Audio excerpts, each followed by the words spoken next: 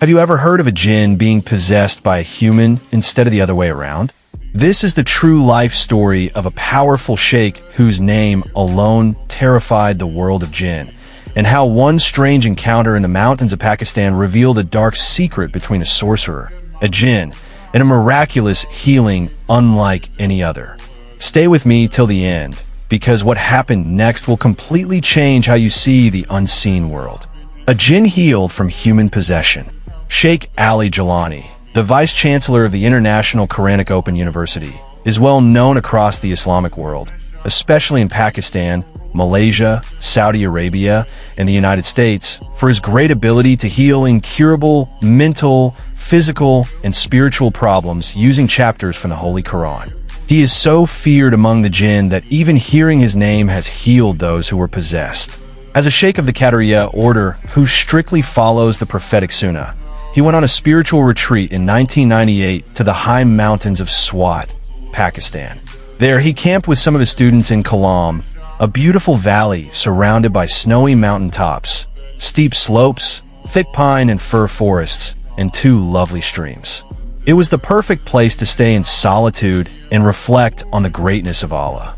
One evening, while Shaykh Jilaani was walking during this retreat, a woman dressed like a local shepherd girl suddenly appeared and greeted him with salam. The sheikh replied, but he felt something unusual about her. When he asked who she was, she said she was a female jinn and had come to ask for help for her younger brother, who was under the control of a sorcerer and native doctor. She explained that her brother had become dumb and nearly lost his mind because of the man's control. When the sheikh asked for the sorcerer's name, she said it was Hassan Ustad Mullah from the village of Shangari. She went on to say that this man used tricks to fool people. When someone came to him for help, he would place his hat on a table, wait a few seconds, then lift it to show that healing pills had appeared. The sick person would take these pills, believing they were miracles from a holy man.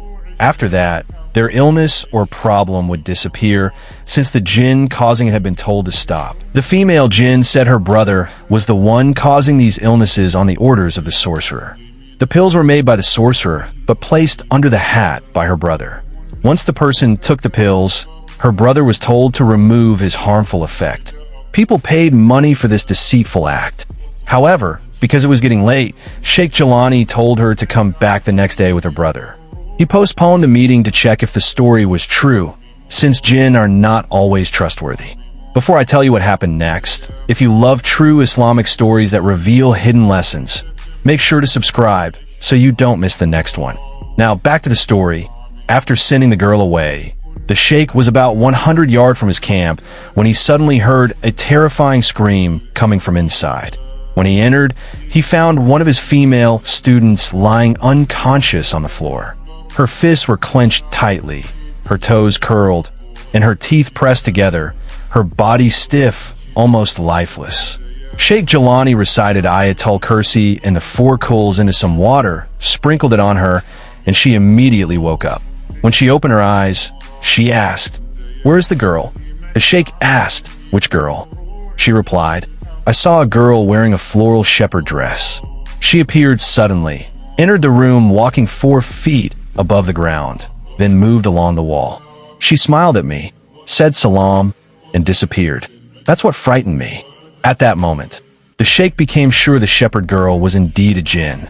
The next morning, after the far prayer, Shaykh Jilaani visited the revenue officer of Shangari village, who was surprised that the sheikh was asking about Hassan Ustad.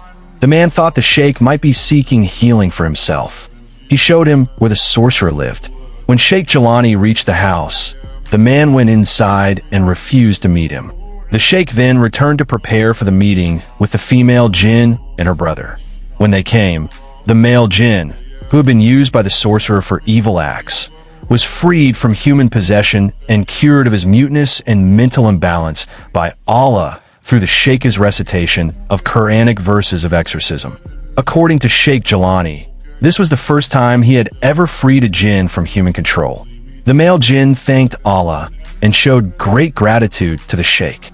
He told him about many strange sicknesses and problems he had caused and mentioned that he had even been forced to kill a man named Saad Alam under the sorcerer's command.